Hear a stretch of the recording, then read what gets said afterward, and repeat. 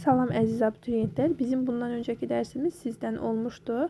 Üçbucaqlar haqqında, üçbucaqların medianları və tənbölənləri haqqında sizə məlumat vermişdim. Üçbucaq bərabərsizliyi, üçbucağın növləri. Bu dəfə isə sizə üçbucaqlarda hündürlük haqqında danışırıq. Üçbucaqlarda hündürlük nədir?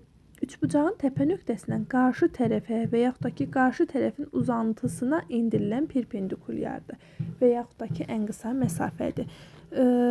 Qarşı tərəfi bildik. Yaxşı, bəs bu qarşı tərəfin uzantısı nədir? Gəlin ona baxaq.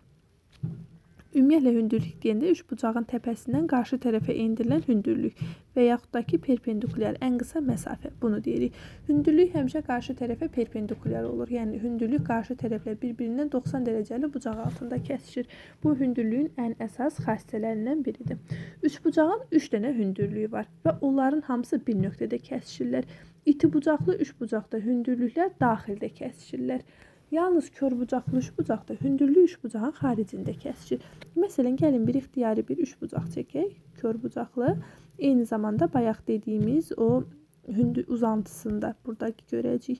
Məsələn, mən burada itibucaqlı üçbucağın təpələrini adlandırsam A, B, C üçbucağı olacaqdır. Mən A təpəsindən əgər bu üçbucağa hündürlük çəkməli olsam, A təpəsindən çəkdiyim hündürlüyü mən BC tərəfinin uzantısına çəkərəm.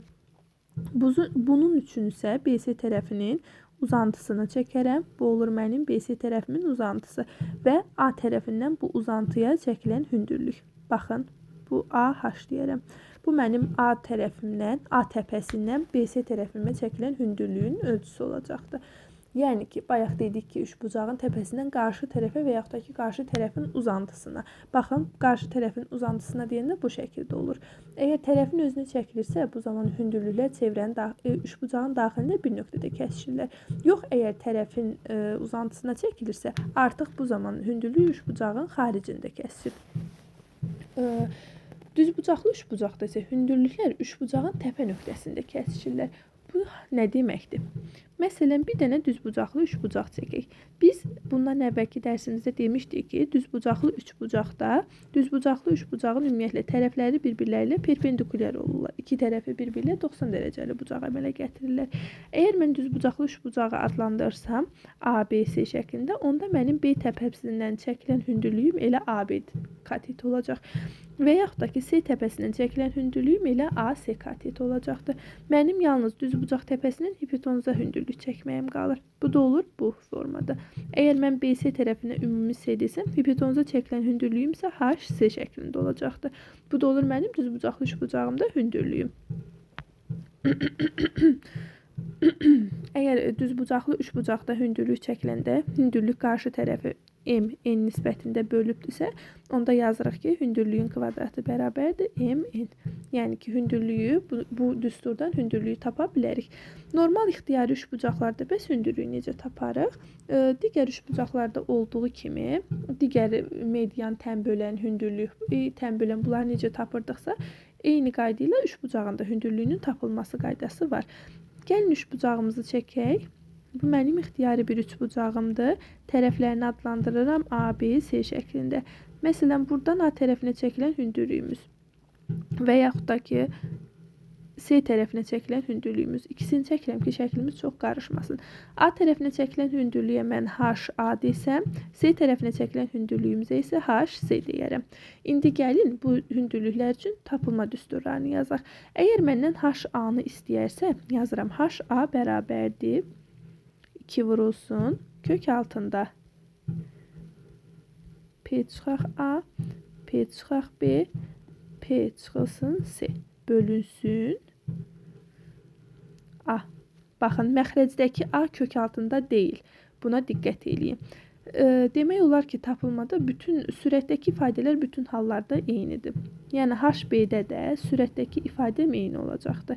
2 vurulsun kök altında P vurulsun P çıxaq A, P çıxaq B, P çıxaq C.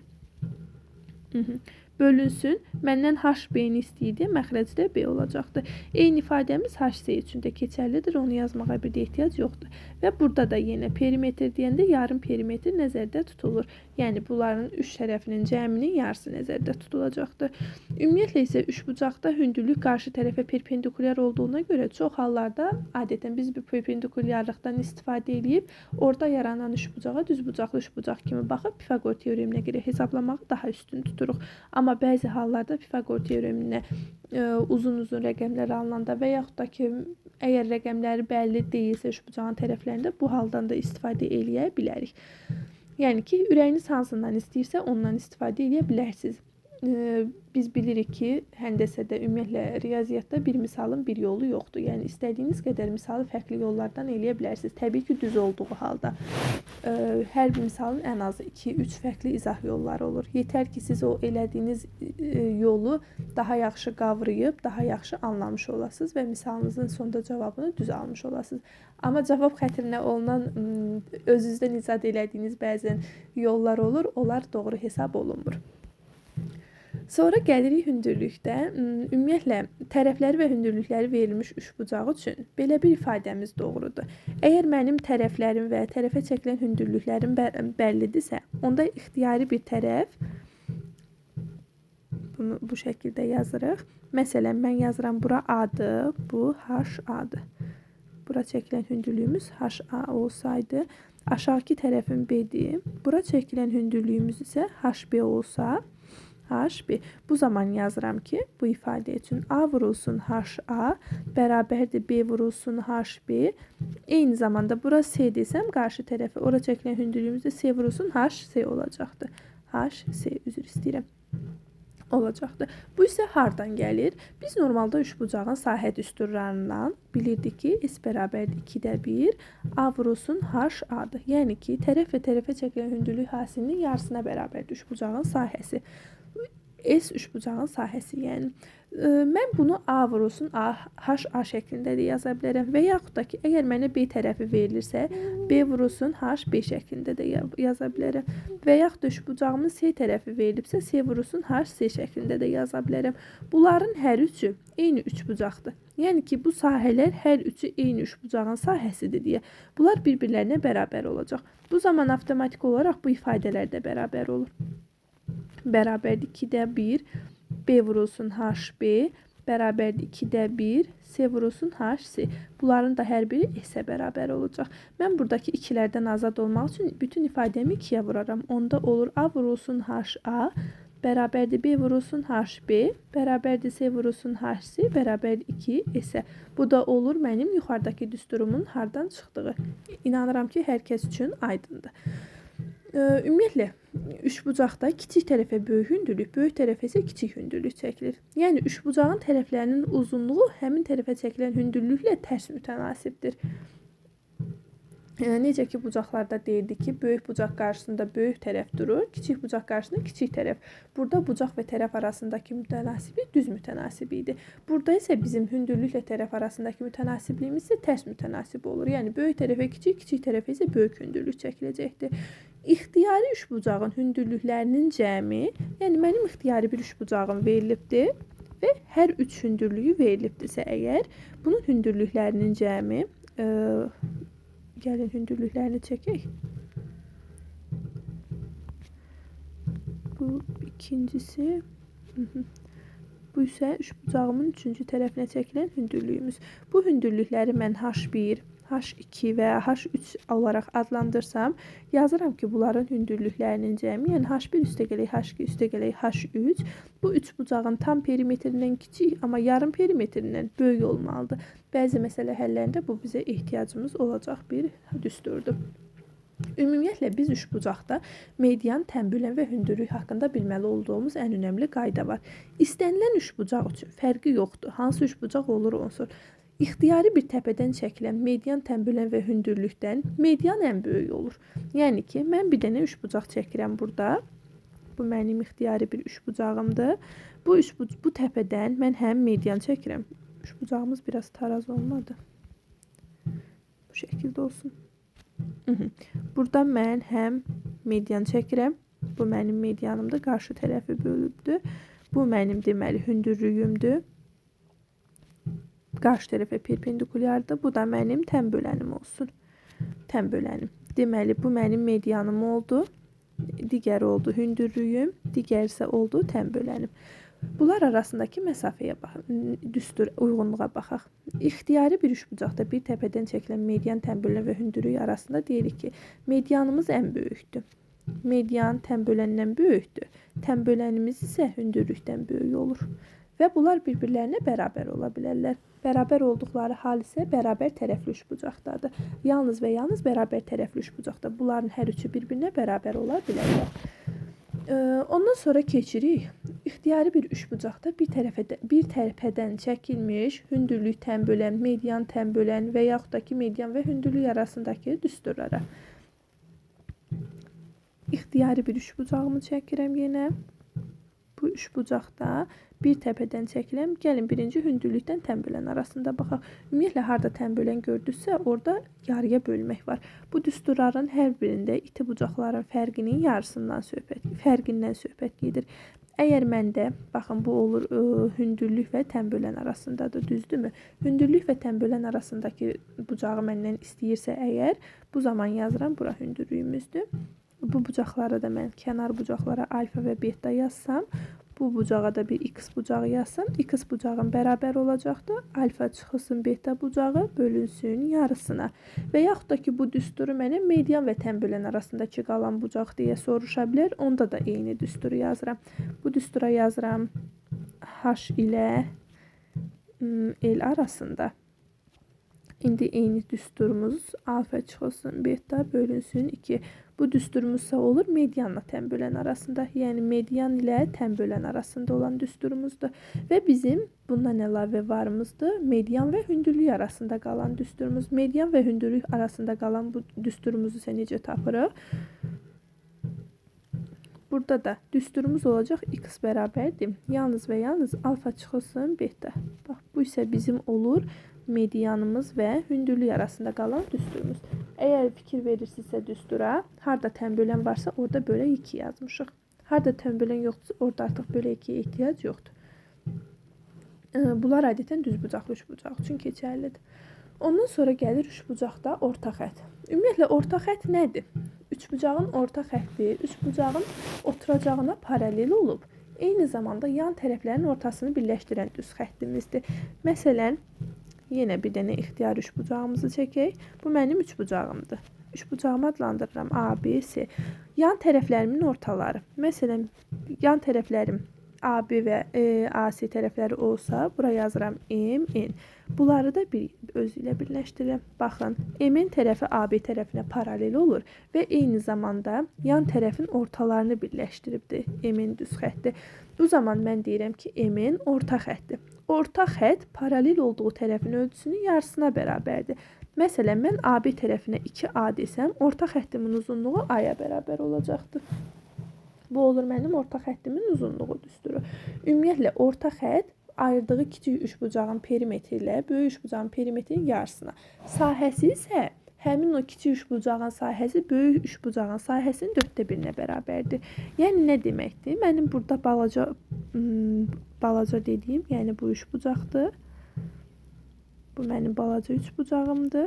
Böyük dediyimiz isə yəni AB, C üçbucağından söhbət gedir. Bax, bunlardır. Yazıram ki, burada perimetr, balaca üçbucağımızın perimetri, yəni ki, MNC üçbucağının perimetri bərabər olacaqdır. PABC-nin yarısına və yaxud da ki, yaza bilərik ki, MNC üçbucağının sahəsi S hansıydı bu? ABC-nin 1/4-nə. Bu da hardan gəlir? Gəlin buna da baxaq. Orta xətt deyəndə, məsələn, mən üçbucaq MNC ilə oxşarlığı götürürəm üçbucaq. Deməli, M bucağına uyğun gələcək A, N-ə uyğun gələcək B, C isə ortaqdır. Bunların ortaqlığını götürürəm. İndi gəlin bunların arasındakı mütənasibliyə baxaq. MN bölünsün A, B-yə. Bərabərdir NC bölünsün A, C-yə. Bərabərdir NC bölünsün B B, C olacaqdı. Mən bunların əgər ölçülərini yerinə yazsam, elə ilk ikisindən ölçüsünü yazmağım kifayətdir. Burada olacaqdı deməli, EM-nin ölçüsünə biz A demişik, AB-nin ölçüsünə isə 2A demişik. Bu nisbətimiz 2-də 1-ə bərabərdir. Mən bu nisbətə bir K desəm, onda deyirəm, oxşarlıqdan belə bir qayda keçmişdik ki, tərəflərin nisbəti K-ya bərabər olur, hündürlüklərin, nə bilim, tənbölənlərin, medianların nisbəti K-ya bərabər olurdu. Perimetrin nisbəti də K-ya bərabər olurdu, amma sahələrin nisbəti K kvadratına, həcmlərin nisbəti isə K kubuna bərabər olurdu. Burada əgər mən birinci üçbucağın sahəsinə S1 desəm, ümumi üçbucağıma isə, ümumi üçbucağımın sahəsinə isə S desəm, onda olacaqdı S1 bölünsün S-ə nisbəti K-nın kvadratına. Yəni ki, buradan da alıram ki, S1 bölünsün S bərabərdir 4-də 1-ə. Yəni ki, bu düsturumuz da oradan gəlir. Əgər mən burada S1-i tapmalı olsam, S1-imiz olacaqdı ki, S bölünsün 4. Yəni, ümumi böyük üçbucağımın sahəsinin 4 dəfə kiçiyinə. Yəni ki, bu perimetrlərin və sahələrin alınması, baxın, buradan gələn bir düsturdur.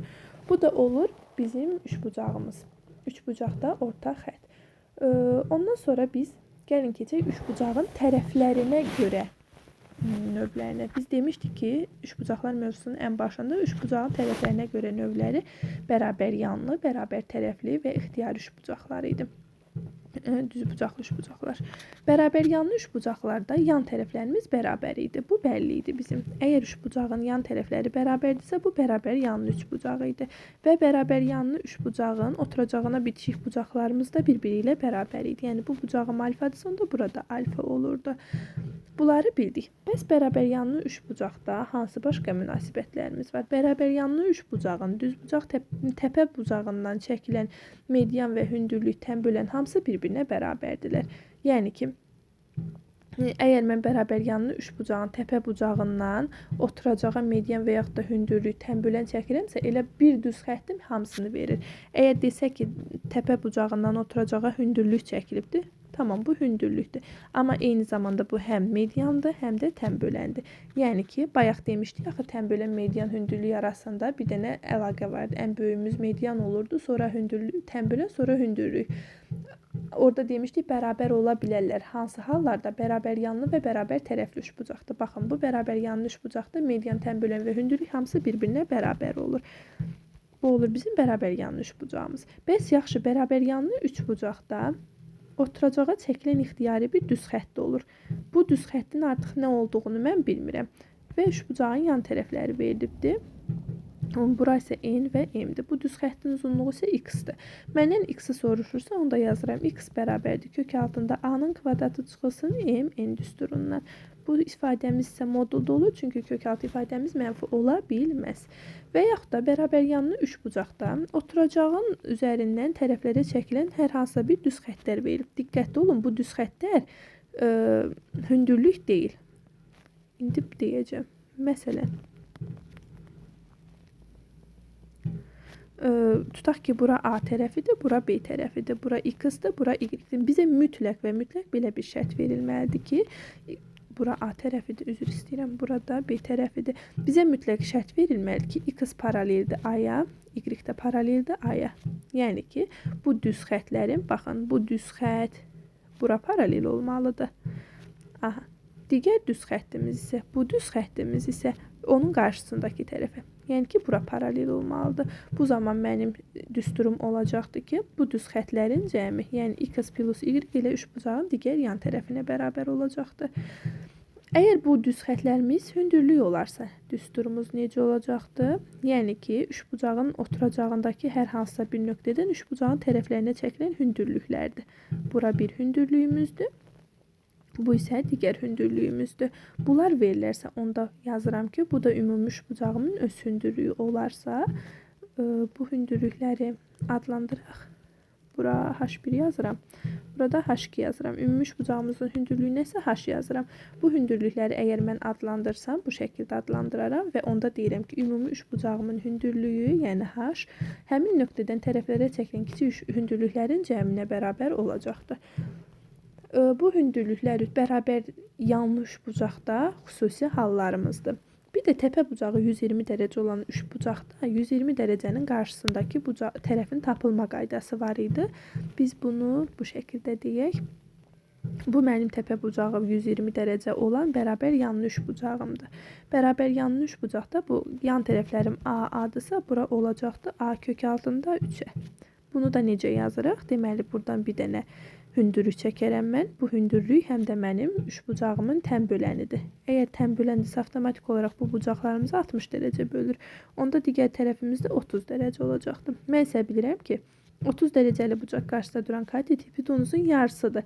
Yəni ki, bu katetim olacaq A bölünsün 2-yə. 60 dərəcəli bucaq qarşısında duran katet isə 60 dərəcəli bucaq qarşısında duran katet isə digər katetin kök altında 3 mislidir. Yəni ki, mən artıq bu 60 dərəcə qarşısında duran katete, məsələn, bura A, K, S deyirəm. Onda AK tərəfini tapmaq üçün yazaram ki, AB tərəfi vurulsun kök altında 3-ə.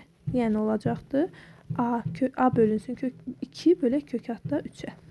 Yəni A kök altında 3 bölünsün 2. Mənim SK tərəfim isə 2 vurulsun AK-ya bərabərdir. Axı biz demişdik ki, bu həm də mediandır. Median isə 2 bərabər hissəyə vurur. 2 vurulsun A kök altında 3 bölünsün 2. 2'lərimiz gedir, qalır A kök altında 3. Baxın, bu da buradan gəlir. Yəni ki, 120 dərəcəli təpə bucağı 120 dərəcə olan bərabər yanlı üçbucağın 120 dərəcəli bucaq qarşısında duran tərəfi A kök altında 3-ə bərabər olur. İndi isə keçirik bərabər tərəfli üçbucağa. Bərabər tərəfli üçbucaqda. Bərabər tərəfli üçbucaq adından da bəlli olduğu kimi bütün tərəfləri bərabər olan üçbucaqlara bərabər tərəfli üçbucaq deyirik. Bayaq dediyimiz kimi bərabər tərəfli üçbucağın yalnız tərəfləri deyil, həm də bütün bucaqları, daxili bucaqları 60 dərəcə olacaqdır. Bərabər tərəfli üçbucaqda yenə də median, tən bölən və hündürlük hamısı bir-birinə bərabər olacaqdır və bunları tapmaq üçün konkret bir düsturumuz var. Olur A kök altında 3 bölək 2 düsturundan hesablanır.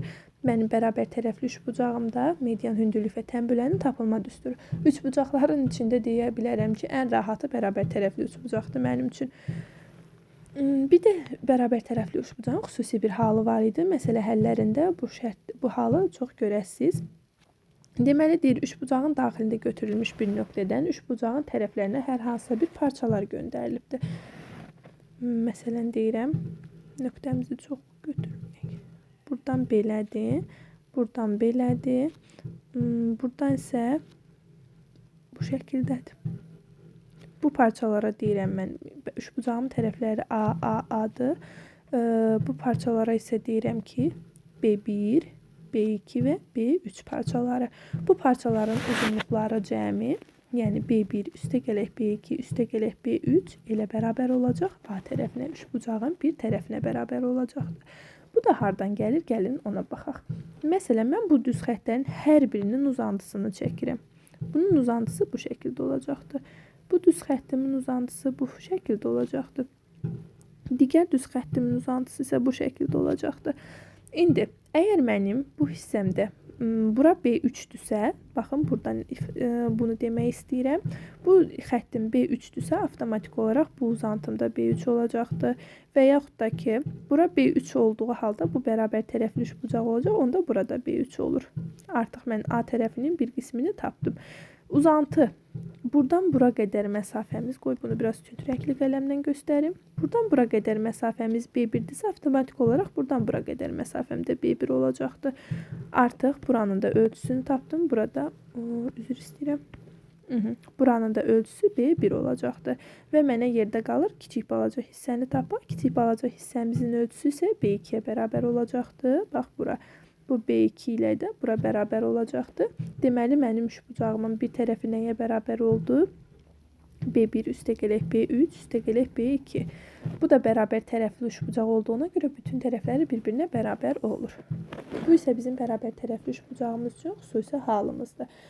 Bərabər tərəfli üçbucaq üçün bilməli olduğumuz başqa bir teoremimiz də var idi. Deməli, bərabər tərəfli üçbucağın əgər bir tərəfindən üçbucağın daxilində götürülmüş bir nöqtədən, üzr istəyirəm, üçbucağın tərəflərinə qədər hündürlüklər endirilibsə və yaxud da məsafələr göstərilibsə, bu zaman düsturumuz bu şəkildə olacaqdır. Aha. Bu mənim üçbucağımın daxilində götürülən nöqtədir. Mən buradan qarşı tərəflərə perpendikulyarları indirirəm. Bu isə mənim digər tərəfə indirdiyim perpendikulyar və yaxud da ki, hündürlük də deyə bilərik biz buna. H1, H2 və H3 hündürlükləri. Onda yazırıq ki, üçbucağın öz hündürlüyü. Bu isə mənim üçbucağımın özünün hündürlüyü olsun. Buna da bir H hündürlüyü deyirik. Bu zaman deyirik ki, H hündürlüyü bərabərdir H1 üstəgələk H2 üstəgələk H3-ə. Bu teoremi isə Viviani teoremi deyilir. Bu da olur mənim bərabər tərəfli üçbucağım. İndi isə növbəti üçbucağımız düzbucaqlı üçbucaqdır. Üçbucaq mövzusu yetərincə geniş və böyük mövzudur. Ona görə çalışıram maksimum dərəcədə sizi yormayacaq şəkildə izah edeyim.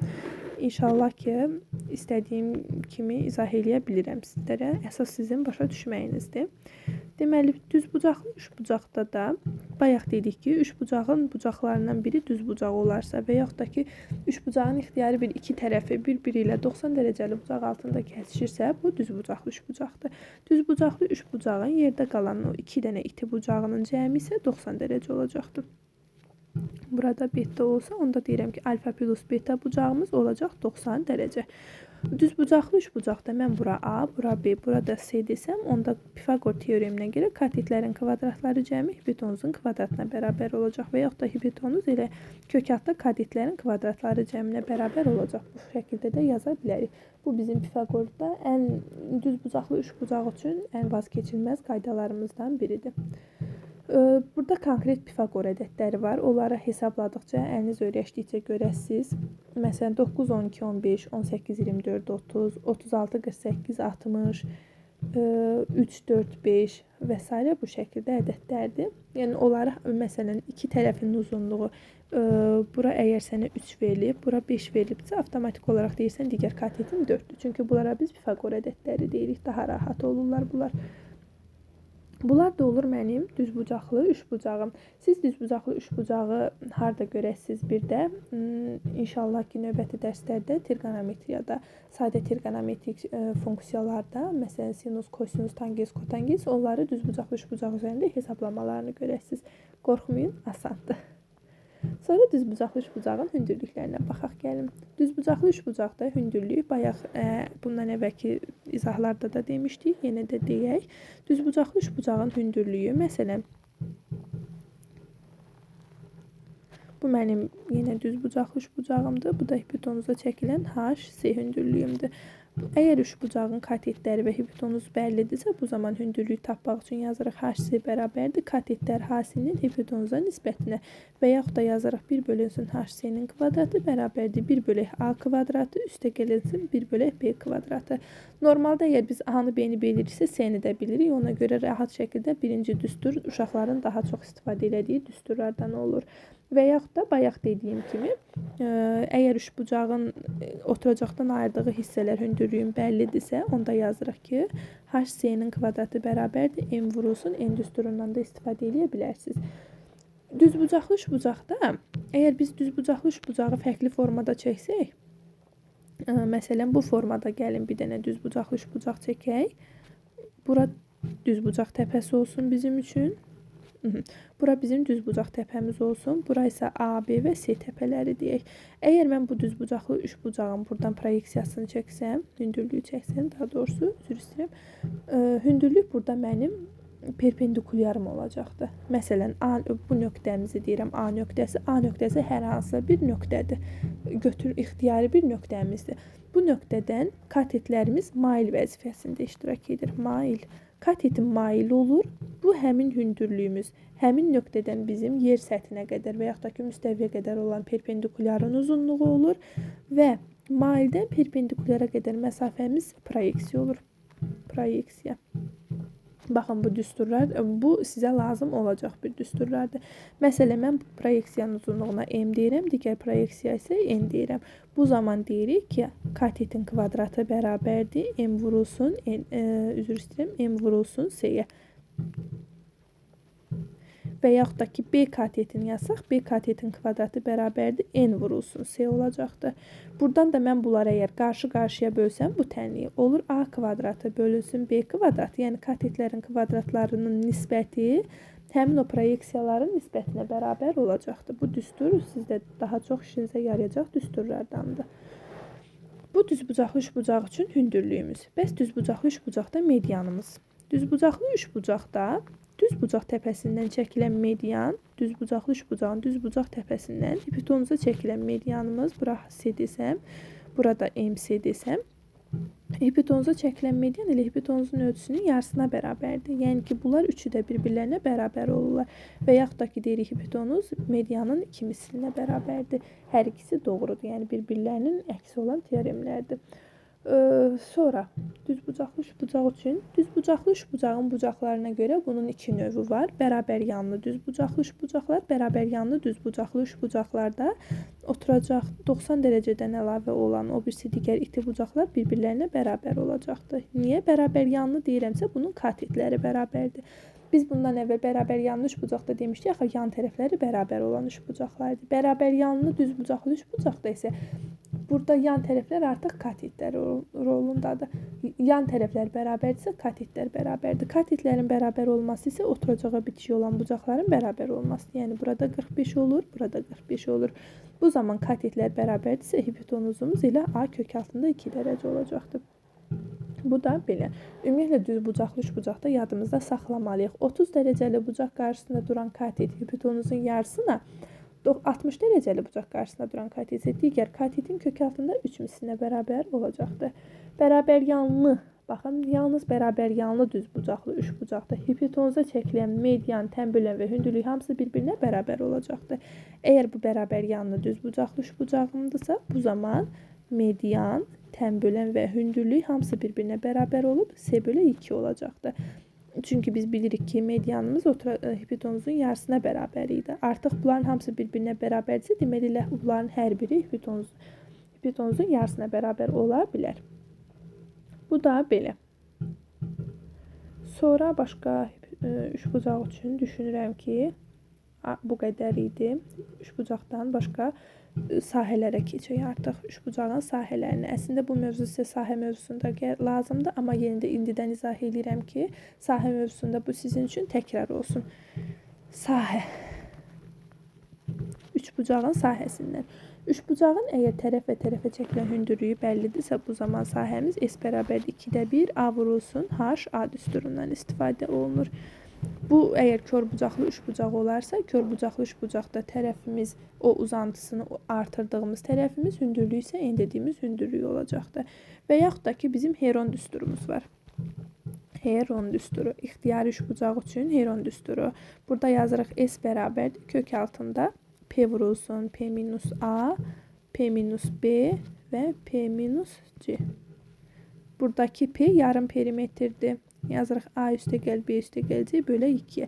Burada P yarım perimetrdir. Və yaxud da ki, üçbucağın daxilinə əgər çevrə çəkilibdirsə, üçbucağın daxilinə çevrə çəkilibdirsə və üçbucağın ixtiyari tərəfləri ixtiyari ölçülərdədirsə, yəni ABC ölçüsündədirsə, bu zaman yenə üçbucağın sahəsini necə taparıq? Yazırıq S bərabərdir. Üçbucağın tərəfləri A plus B plus C bölünsün 2 vurulsun R. Daxilə çəkilən çevrənin radiusu. Və yaxud da ki, biz A plus B plus C-ni perimetrdə yaza bilərik. Yəni 2/1 perimetr vurulsun daxilə çəkilən çevrənin radius düsturundan da yaza bilərik. Əgər üçbucağın xaricinə çevrə çəkilibsə, bu zaman artıq düsturumuz olacaqdır. S bərabərdir ABC bölünsün 4R düsturu. Buradakı kiçik R-imiz daxilə çəkilən çevrə üçündür. Buradakı böyük yerimiz isə xaricə çəkilən çevrə üçündür. Radius düsturlarımızdır. Düzbucaqlı üçbucağımızda sahəmiz katetlər hasilinin yarısına bərabər idi. Bunu ən asan sahə düsturumuz olaraq yadımızda saxlamışıq. Və yaxud da ki, düzbucaqlı üçbucaqda hipotenuz və hipotenuza çəkilən hündürlük verilərsə, onda yazırıq S bərabərdir 2/1 C vurulsun H C-yə bərabər olacaqdır. Və yaxud da ki, bizim sahə üçün xüsusi bir halımız var idi. İndi inşallah ki, mən bu şəkli qəşəng düzəldə biləcəm. Deməli, belə bir şəkil idi. Düzbucaqlı üçbucağın daxilinə çəkilən çevrə onun hipotenuzunu 2 dənə hissəyə bölünür. Bura tutaq ki, deyirəm n, burada deyirəm m. Bu zaman üçbucağın sahəsi s bərabərdə olur, m vurulsun n-ə. Yəni o həmin o hissələrin hasilinə bərabər olur. Çox içdən yazdım. Həmin o hissələrin hasilinə bərabər olacaqdır. Bu da olur bizim düzbucaqlı üçbucağımız üçün sahə düsturlarımız. Ondan sonra gəlirik bərabər tərəfli üçbucaqlı sahə düsturlarına. Bərabər tərəfli üçbucaqda bayaq keçmişdik. Bərabər tərəfli üçbucağın median təmbüllər və hündürlüyünün tapılması üçün konkret düsturumuz vardı. İlə sahəsində də eyni olacaqdı. A kvadratı kök altında 3 bölünsün 4 düsturundan istifadə edirik bərabər tərəfli üçbucağın sahəsinin tapılması üçün. Ümumiyyətlə bərabər tərəfli üçbucaqda median üçbucağı sahələri bərabər olan 2 dənə üçbucağı ayırır. Bayaq deməyi unutmuşdum. Əgər mənim bu medianımdırsa, deməli mənim əgər medianım çəkilərsə, buradan baş təpədən median çəkirəm. Qarşı tərəfi yarıya bölür. Bu sahələr bir-birlərinə bərabər olacaqdır. Sonra əgər üçbucağın bütün medianları çəkilibsə, bunu demək istəyirdim sizə. Bütün medianlar çəkilibsə, artıq buradakı bütün sahələr bir-birinə bərabər olacaqdır. Yəni bütün medianlar üçbucağı sahəsi bərabər olan 6 dənə üçbucağa ayrılırlar. Bu da olur mənim üçbucağımın bərabər tərəfli üçbucağım üçün sahə düsturumuzdur. Sonra üçbucaqda orta xəttimizin ayırdığı sahələr var idi. Gəlin onu da sizin üçün qeyd edeyim. Bura A-dır, bura B-dir, burada C-dir. Əgər mən M-in orta xəttini çəkərəmsə, bura M-dir, burada N-dir. Qeyd edirik bunları və bunlar da bir-birlərinə paraleldir. M-in orta xətti üçbucağı yuxarısını 3S, aşağısını isə belə deməyək də 3S-dən deməyək. S və 4S deyək. S burada 4S bölünsün sahədə bölür. Yəni üçbucağın sahəsini 1 bölünsün 4 nisbətində bölür. Bayaq bunda hardan gəldiyini yuxarıda demişdik ki, oxşarlıqdan tərəflərin nisbəti 2-də 1-ə bərabər olduğuna görə sahələrin nisbəti 4-də 1 olacaqdır.